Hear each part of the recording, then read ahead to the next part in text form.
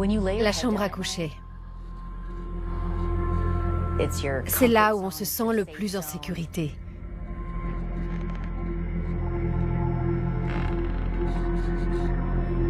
Je l'imagine endormie dans son lit, réveillée par son agresseur au moment où elle est la plus vulnérable.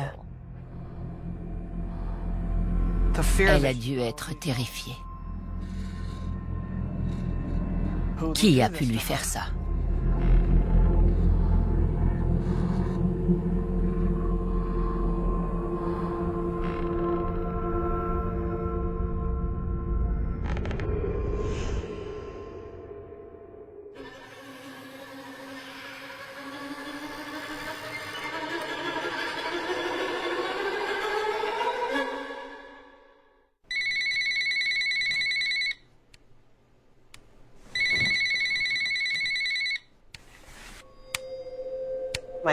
Ma mère m'a téléphoné. Sa voix était posée, calme. Il était arrivé quelque chose à ma tante Wendy. Elle ne savait pas grand-chose, hormis que Wendy était décédée.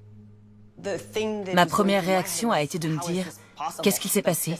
C'est impossible ».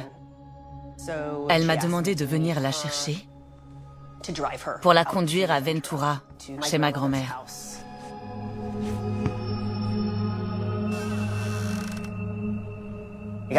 J'ai pris ma voiture et j'ai foncé.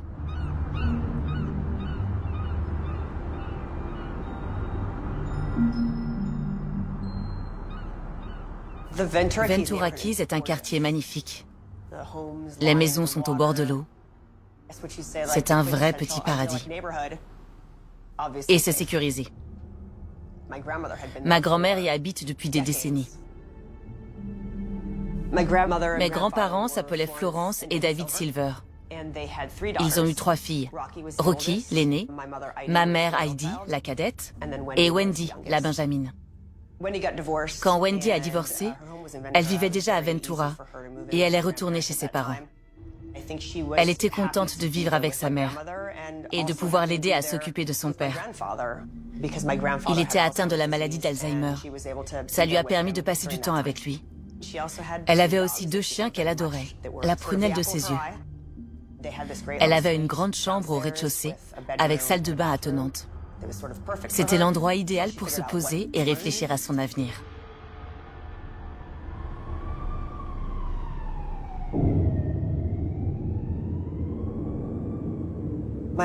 Je me suis garée devant la maison et il y avait beaucoup de monde dans la rue. Des voitures de police, la maison totalement quadrillée. La situation était vraiment surréaliste.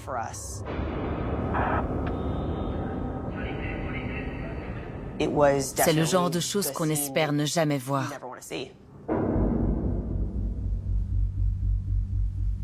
On a rejoint ma grand-mère et le reste de la famille en demandant « Mais qu'est-ce qu'il s'est passé ?» On essayait de réconforter ma grand-mère tout en cherchant à comprendre la situation. Elle était très secouée. Je pense que son cerveau allait à 1000 à l'heure, qu'elle cherchait à donner un sens à ce qu'elle avait vu. N'importe qui aurait été complètement traumatisé à sa place.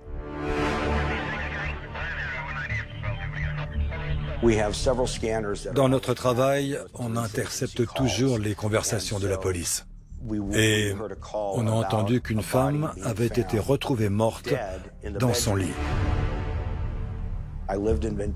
J'habitais à Ventura, alors je me suis immédiatement rendu sur les lieux du crime. Mon travail de journaliste, c'est avant tout de chercher à connaître les faits.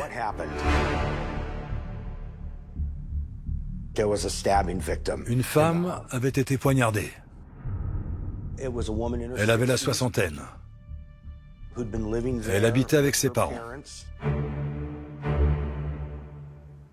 Elle a été poignardée à plusieurs reprises. À la tête, à la gorge et à la poitrine. C'était un bain de sang. On avait tué Wendy. Elle dormait dans son lit avec ses 2 chiens quand quelqu'un est entré et l'a poignardée plusieurs fois. Quelqu'un s'est introduit dans sa chambre pour la tuer dans son sommeil. L'agresseur a fait preuve d'une telle barbarie. C'est horrible.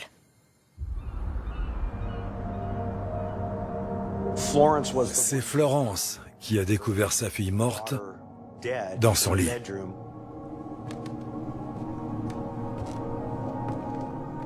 Ce matin-là, quand Florence s'est levée, Wendy DiRodio n'était pas encore sortie de sa chambre.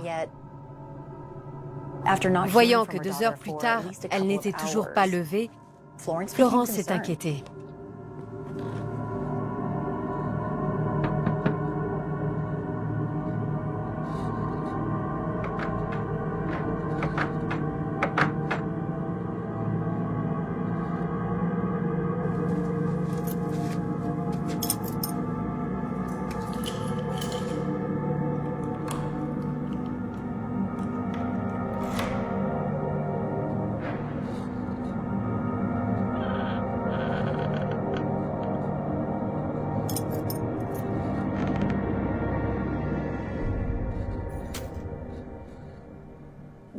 Aucune mère, aucun parent ne devrait vivre une chose pareille.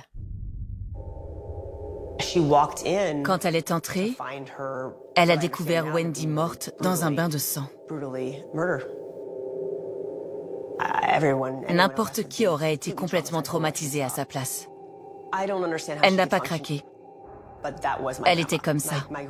Elle avait déjà traversé beaucoup d'épreuves dans sa vie. Elle était solide. C'était le pilier de notre famille. Et même dans cette situation cauchemardesque, en découvrant sa fille dans cet état, elle n'a pas flanché.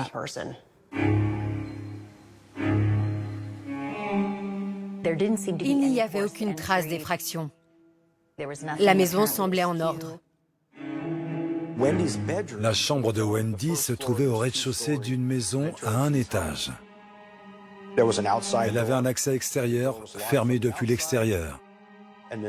La porte de la chambre était verrouillée depuis l'intérieur. Donc personne à part Wendy n'avait pu y entrer. Les forces de l'ordre ont trouvé du sang sur les lieux. Les analyses ont révélé qu'il ne s'agissait pas du sang de Wendy.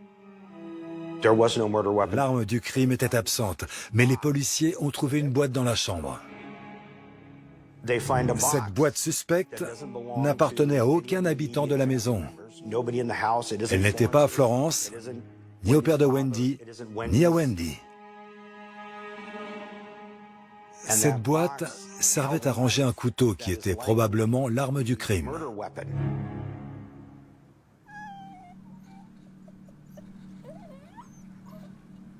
Les policiers ont trouvé autre chose dans la chambre de Wendy.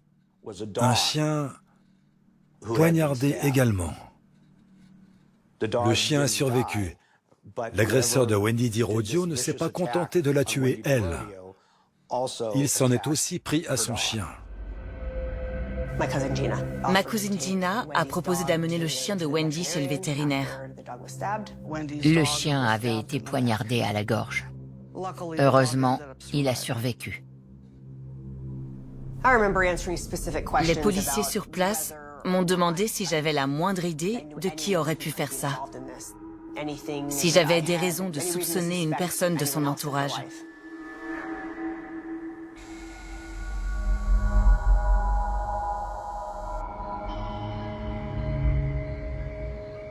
Ma grand-mère leur a raconté la soirée de la veille.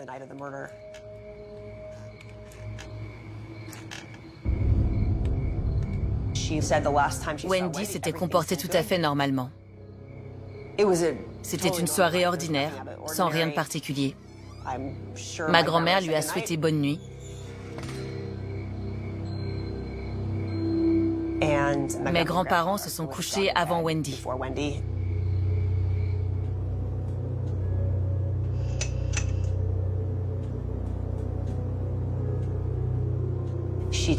Puis quelque chose a réveillé ma grand-mère, vers 2 ou 3 heures du matin.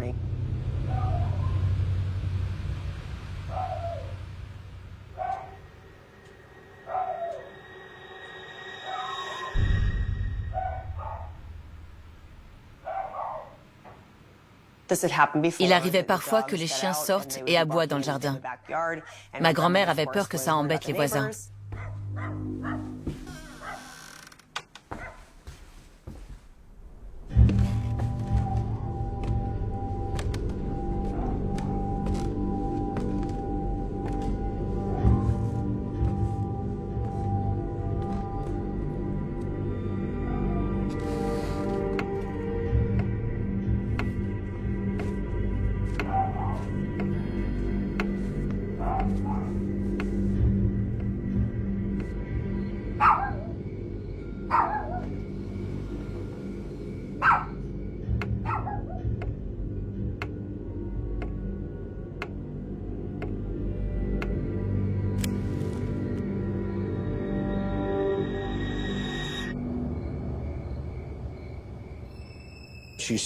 Elle a aperçu quelqu'un.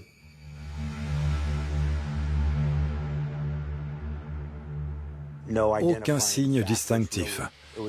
Elle n'a vu qu'une silhouette.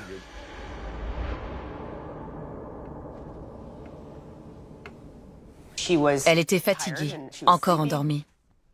Elle a cru que c'était Wendy. Et donc, elle est retournée se coucher. Il est tout à fait possible que Florence ait vu le tueur, sans même le savoir. Les habitants de Ventura sont sous le choc après le meurtre de Wendy DiRodio, tuée alors qu'elle dormait paisiblement dans sa chambre. Ce n'est pas la première fois que la tragédie frappe cette paisible bourgade. Le meurtre de Wendy DiRodio survient 2 semaines après une autre violation de domicile à quelques kilomètres de là. Il y avait eu une autre agression non loin de chez Wendy DiRodio, quelques semaines avant. Brock et Davina Husted ont été tués dans leur maison du bord de mer. Malheureusement, leurs enfants étaient présents lors de cette tragédie. Une fillette de 11 ans et un garçon de 9 ans étaient dans la maison. La fillette dormait, mais le garçon a vu l'homme au casque de moto. Un détail a retenu l'attention. Le tueur avait gardé son casque sur la tête pendant l'agression. Ces meurtres, ceux des Husted et celui de Wendy DiRodio, ont eu lieu dans la même zone, à quelques semaines d'intervalle. La police se demande si ces attaques sont liées et s'il pourrait s'agir du même meurtrier. Wendy DiRodio a été poignardée 2 semaines jour pour jour après que Brock et Davina Husted ont connu le même sort. Or, le couple avait des attaches dans le quartier de Wendy. Le bateau des Husted était amarré à Ventura Keys, le quartier où habitaient les parents de Wendy et où elle logeait lorsqu'elle a été tuée. La police redoutait plus que tout qu'un tueur ait pris pour cible les habitants de cette communauté. Le public et les médias ont commencé à parler d'un tueur en série. La question était sur toutes les lèvres. Est-ce qu'un meurtrier rôde dans le quartier et menace ses habitants?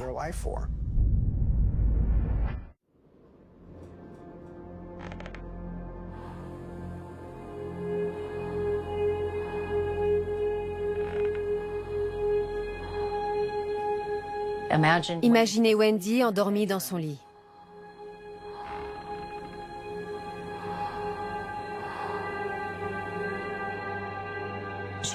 Elle se réveille au moment où quelqu'un essaie de la poignarder.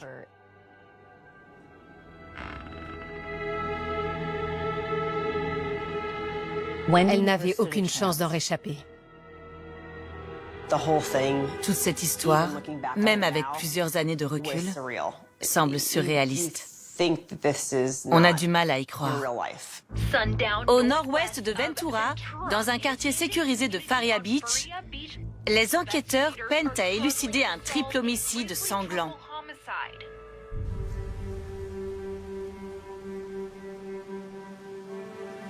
L'été 2009 a été l'été de l'angoisse, parce que Wendy DiRodio a été tuée moins de 3 semaines après un triple homicide horrible commis dans une résidence sécurisée située sur la côte de Ventura.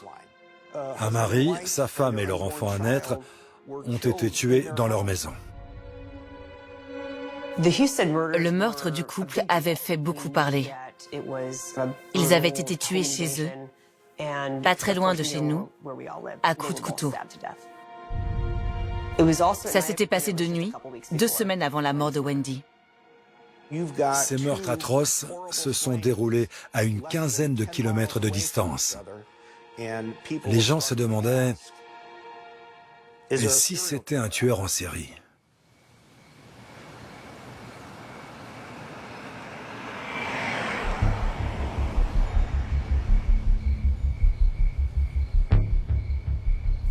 Mes grands-parents sont rentrés chez eux dès qu'ils l'ont pu, c'est-à-dire le lendemain du meurtre. Pour ma grand-mère, c'était toujours sa maison. Toute la famille les a rejoints. Ma mère Heidi, mon frère Christopher et moi.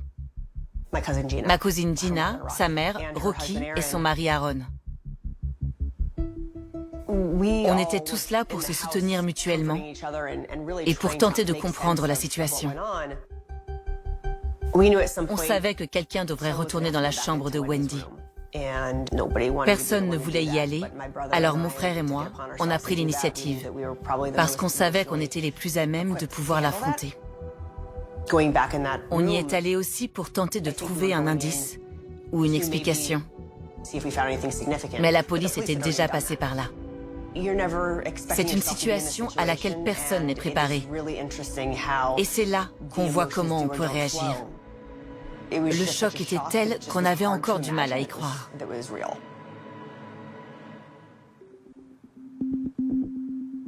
Wendy et moi, on s'entendait bien. On appréciait de passer du temps ensemble. Elle était rayonnante et pleine d'entrain. Elle aimait danser et elle se donnait toujours à fond dans tout ce qu'elle faisait. Au printemps 2009, avant sa mort, tout allait bien pour Wendy. Elle s'était remise de son divorce et elle était sur le point d'acheter une maison.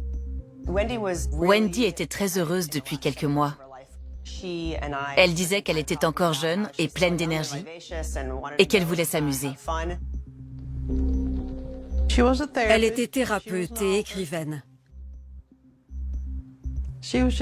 C'était une très bonne amie. Elle savait écouter. Elle appelait à n'importe quelle heure quand elle avait besoin de parler. C'était vraiment quelqu'un de bien. J'ai fait la connaissance de Wendy sur un site de rencontres amicales. 9 d'entre nous sont devenus très proches. Wendy était formidable. Elle prenait les autres sous son aile. Elle a fait le tour des États-Unis pour nous rencontrer. Elle a adoré ce voyage. J'aurais aimé qu'elle puisse passer plus de temps avec chacune d'entre nous, mais ça nous a toutes rapprochées. Ça a soudé notre groupe. On avait passé la journée à Venice Beach, assise à l'ombre des palmiers. Elle fait comme ça sur la photo. Ça avait été une chouette journée. C'est la dernière fois que je l'ai vue.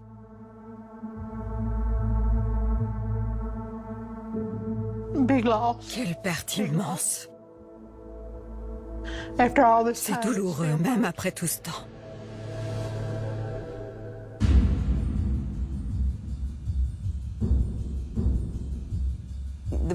Les policiers m'ont demandé si je savais qui aurait pu faire ça, ou si elle avait des ennemis.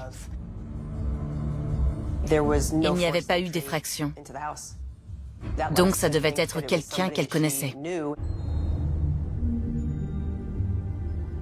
Wendy connaissait peut-être le tueur, ou avait suffisamment confiance pour le laisser entrer. En dehors d'un tueur en série, la police avait une liste de plusieurs suspects potentiels. Wendy DiRodio avait été mariée et le divorce s'était apparemment bien passé. Les enquêteurs ont souhaité interroger son ex-mari, tout simplement parce qu'ils avaient été mariés et qu'ils s'étaient séparés. Personne dans la famille ne le soupçonnait. Il était toujours très proche de certains d'entre nous. Et on n'avait aucune raison de croire qu'il aurait pu faire une chose pareille. Il était en voyage avec sa nouvelle famille au moment du meurtre. À ma connaissance, tout allait bien avec Wendy. Il n'y avait aucune animosité et il ne s'était rien passé de particulier qui aurait pu expliquer un tel geste. Il a très vite été écarté. Wendy avait un petit ami et un ex-petit ami.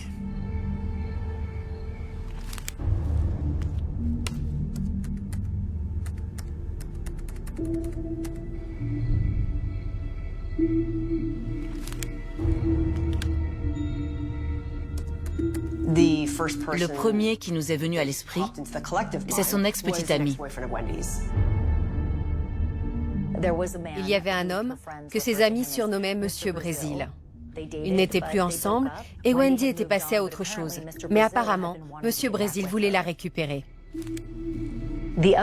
Autre point intéressant, Monsieur Brésil avait potentiellement accès à la maison où Wendy a été tuée. Parce qu'il l'avait aidé à s'occuper de son père, atteint de la maladie d'Alzheimer. Wendy ne voulait pas se remettre avec lui. Et peut-être qu'il lui en voulait.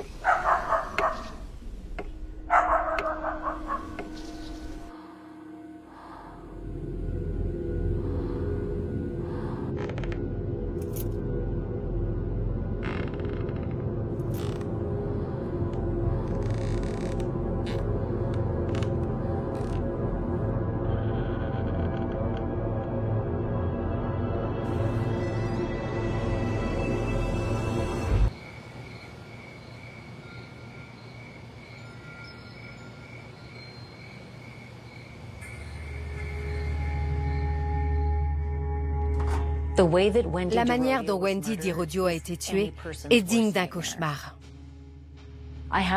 J'ai très peur qu'il m'arrive la même chose. Je m'imagine, seule chez moi, quand soudain quelqu'un m'attaque en pleine nuit. Wendy a reçu des coups de couteau à la gorge, la poitrine et la tête. C'est comme ça qu'elle a été tuée. C'est insensé.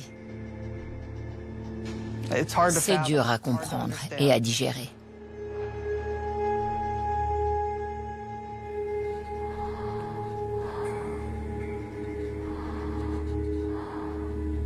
Une telle sauvagerie.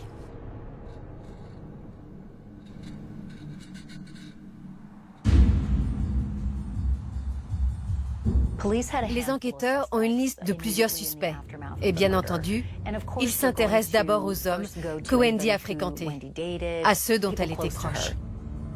Le Brésilien, surnommé Monsieur Brésil, avait accès à la maison. Il avait participé aux soins de mon grand-père.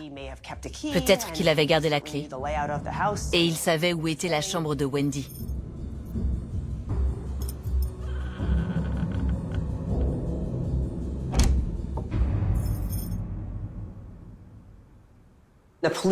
Les policiers ont cherché à mettre la main sur ce Monsieur Brésil.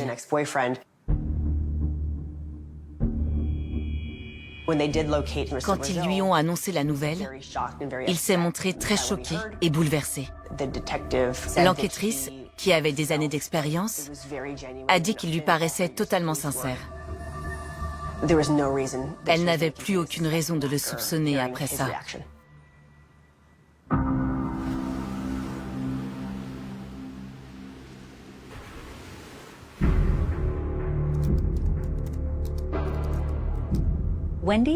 Sur Internet, Wendy avait fait la connaissance d'un autre Brésilien vivant au Brésil. Elle aimait beaucoup les Brésiliens. Elle l'avait rencontré sur un site internet.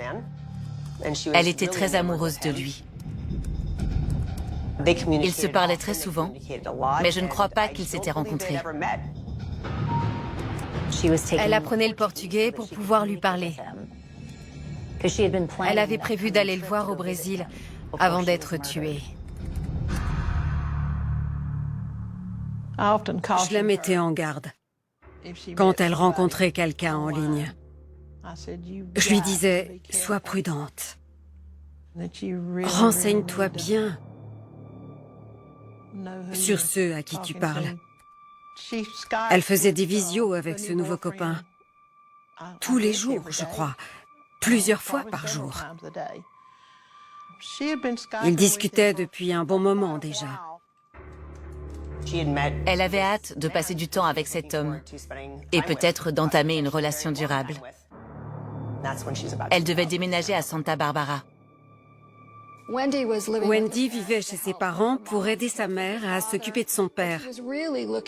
Mais elle avait hâte d'acheter sa propre maison. Elle adorait cette maison de Santa Barbara. Elle m'avait même fait venir dans sa chambre pour me montrer une vidéo et elle jouait par-dessus une chanson qui s'appelait Kiss Me. Je pense que Wendy espérait que le Brésilien finirait par emménager avec elle. Elle projetait déjà une vie à deux.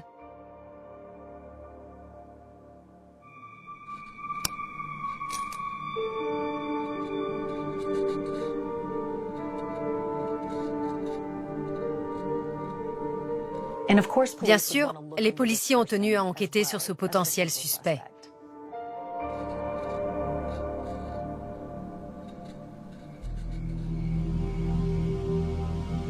Wendy avait un doctorat en psychologie et conseillait les couples mariés.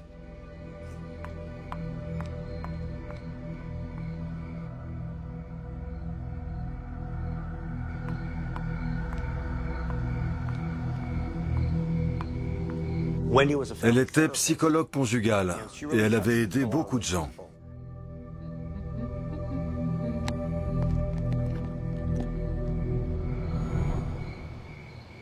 Au fil du temps, l'un de ses anciens patients s'est mis à la suivre et à la harceler.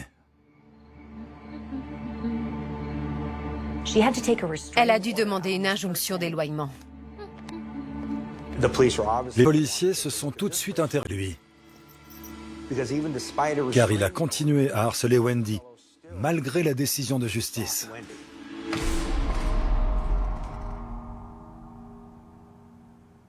Il était forcément suspect.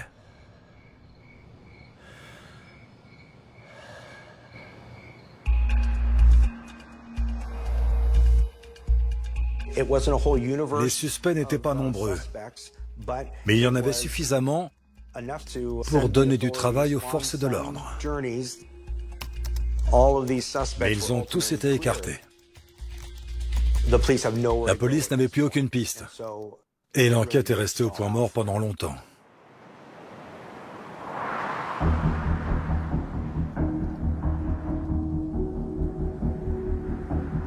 Un jour, toute la famille s'est réunie chez ma grand-mère.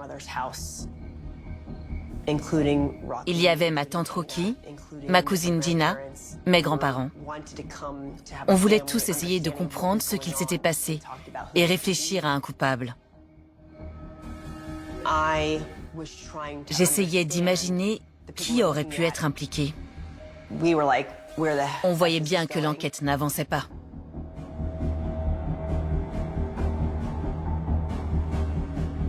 Soudain, l'enquête a fait un bond en avant. Joshua Packer est un jeune homme de 20 ans. Il allait au lycée de Ventura. Les enquêteurs disent que Packer, vêtu de noir et d'un casque de moto, s'est introduit chez Davina et Brock Husted pour les poignarder à mort. Lorsque le tueur des Husted, Joshua Packer, a été arrêté, toute la communauté a poussé un ouf de soulagement de le savoir hors d'état de nuire.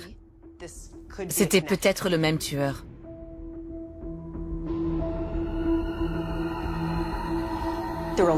On avait beaucoup d'interrogations et peu de réponses. La police a procédé à une arrestation dans l'affaire Davina et Brock Husted. Le suspect s'appelle Joshua Packer, 20 ans. Les enquêteurs ont relevé de l'ADN sur les lieux du crime, qu'ils ont ensuite comparé à la base de données fédérale CODIS. Packer a été arrêté pour une grave infraction à Santa Barbara. Son ADN a été prélevé et comparé à l'échantillon retrouvé dans la maison du couple de Faria Beach. La police tente désormais d'établir si Joshua Packer est également coupable du meurtre de Wendy Dirodio, tuée 2 semaines après Brock et Davina Husted. Le lien était facile à faire car il s'agissait de 2 maisons en bord de mer, situées très près l'une de l'autre. Si c'était une coïncidence, elle était vraiment très étrange.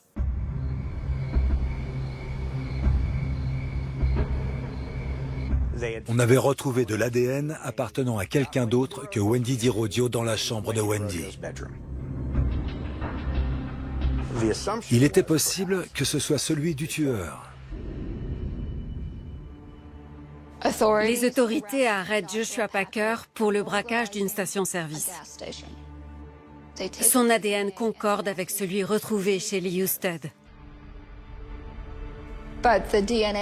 En revanche, il ne correspond pas à celui retrouvé dans la chambre de Wendy Dirodio. La police abandonne alors l'idée que les 2 affaires soient liées.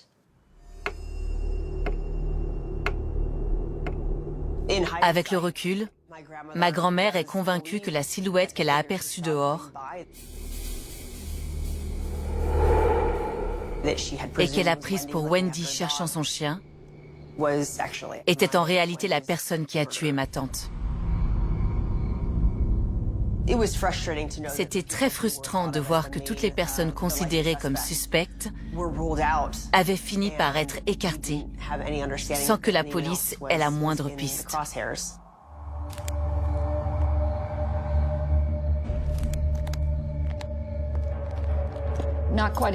Moins d'1 an après le meurtre, le tueur de Wendy courait toujours.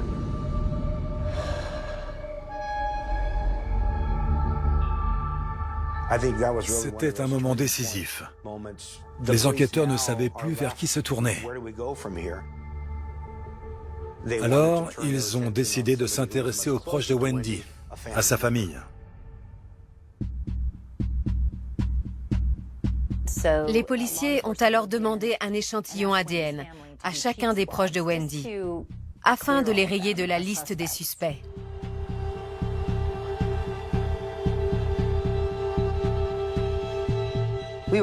On nous a dit que c'était la procédure habituelle pour la famille de fournir des échantillons ADN.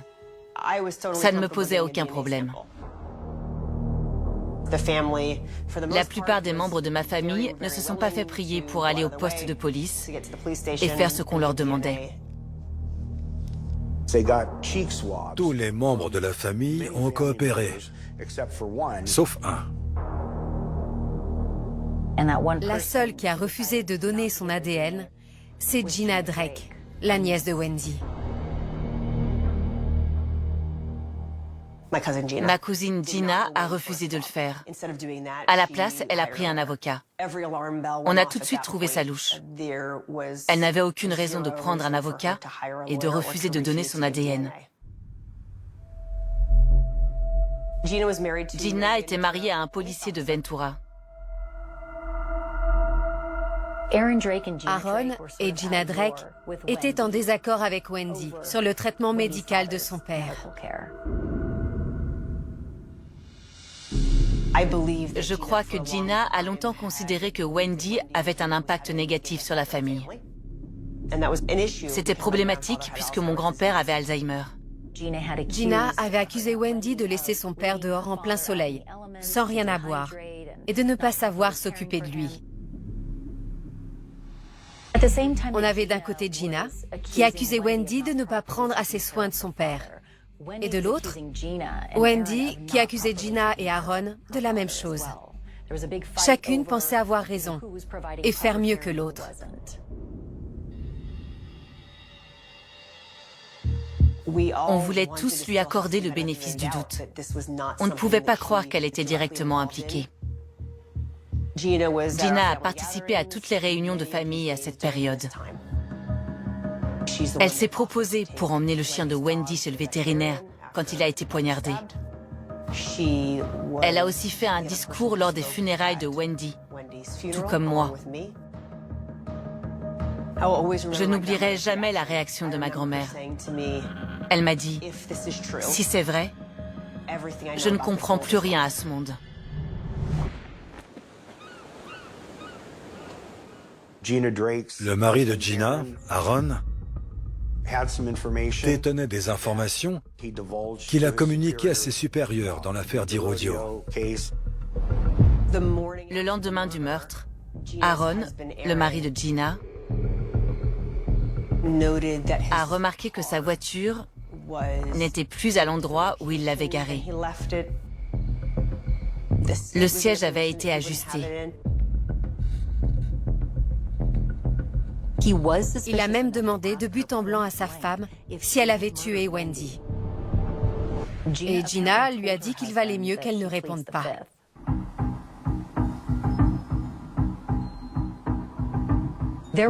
Si on se place du côté de Gina, elle avait des raisons d'en vouloir à sa tante Wendy. Le vrai point de désaccord, à mon avis, c'est que Florence allait aider Wendy pour l'achat de sa maison. Et Gina pensait, c'est moi qui mérite cet argent. C'est moi qu'on devrait aider à acheter une maison. L'argent investi dans cette maison représentait une grosse somme, et Gina le savait. Elle pensait peut-être que d'autres méritaient davantage cet argent que Wendy. Est-ce qu'elle était jalouse? Évidemment, j'en suis convaincue vu la somme que Wendy allait recevoir. Gina avait refusé de donner son ADN, mais ça ne constituait pas une raison suffisante pour l'arrêter. La police n'avait aucun élément permettant de la relier au crime. Ce n'était pas une preuve. Ce n'était pas suffisant. C'était frustrant, c'était déprimant. On voulait qu'elle soit arrêtée, qu'elle paye pour ce qu'elle avait fait. Ça nous a semblé durer une éternité. On ne comprenait pas, et la famille se déchirait.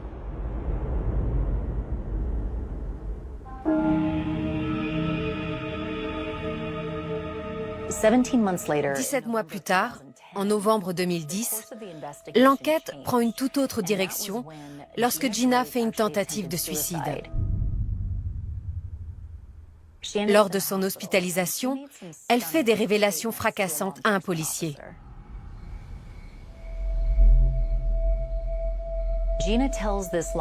Gina lui explique qu'elle avait pris un somnifère la veille du meurtre et qu'elle s'est réveillée dans une sorte de rêve éveillé. Elle se souvient avoir pris la Ford Escort de son mari, ainsi qu'une boîte contenant un couteau de pêche, avant de se rendre chez Wendy.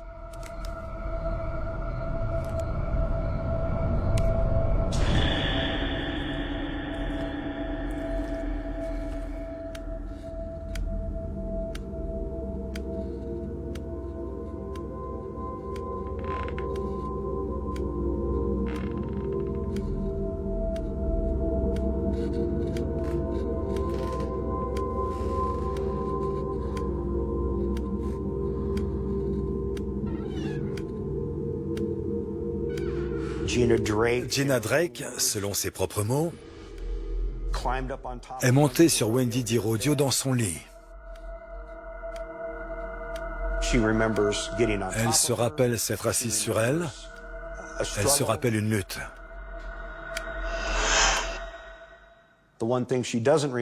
Mais elle ne se rappelle pas l'avoir tuée. Elle se souvient de tout, sauf de l'acte en lui-même, c'est-à-dire d'avoir plongé le couteau dans le corps de Wendy à plusieurs reprises.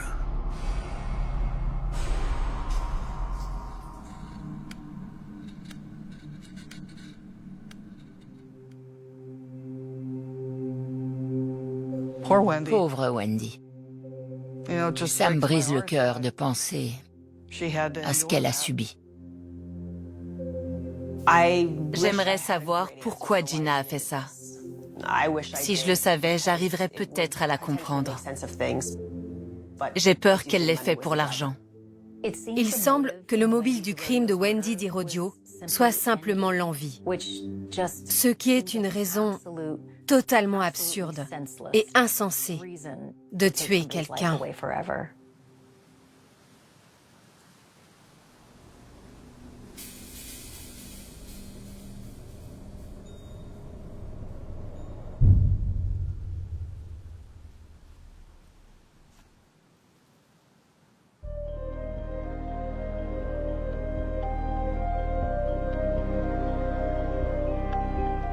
La justice n'a pas fait son travail. C'était un meurtre atroce. Comment c'est possible? Gina n'était pas une meurtrière ordinaire. Et ce crime dépassait l'entendement. C'était quelqu'un qui avait d'autres moyens d'agir et d'autres possibilités. Cette affaire est sidérante. Pourquoi a-t-il fallu autant de temps? Et pourquoi n'a-t-elle pas été jugée pour meurtre avec préméditation? Ce n'est pas normal. Ce meurtre a fait éclater la famille. Et Florence, la mère de Wendy, s'est retrouvée prise entre deux feux. Wendy a été tuée pendant son sommeil, dans la maison familiale. Alors, comment se sentir à nouveau en sécurité après ça?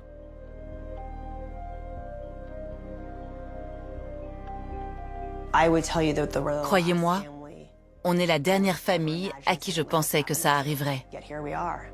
Et pourtant, c'est une épreuve terrible qu'on nous a infligée. Maintenant, on fait de notre mieux pour aller de l'avant. Quand Gina Drake sera libérée, elle sera plus jeune que Wendy ne l'était quand elle a été tuée à l'âge de 61 ans.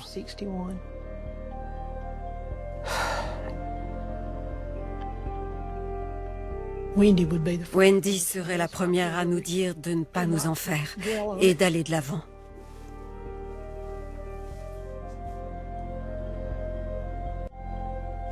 Être privé de sa présence depuis 14 ans, c'est triste. C'est une expérience douloureuse.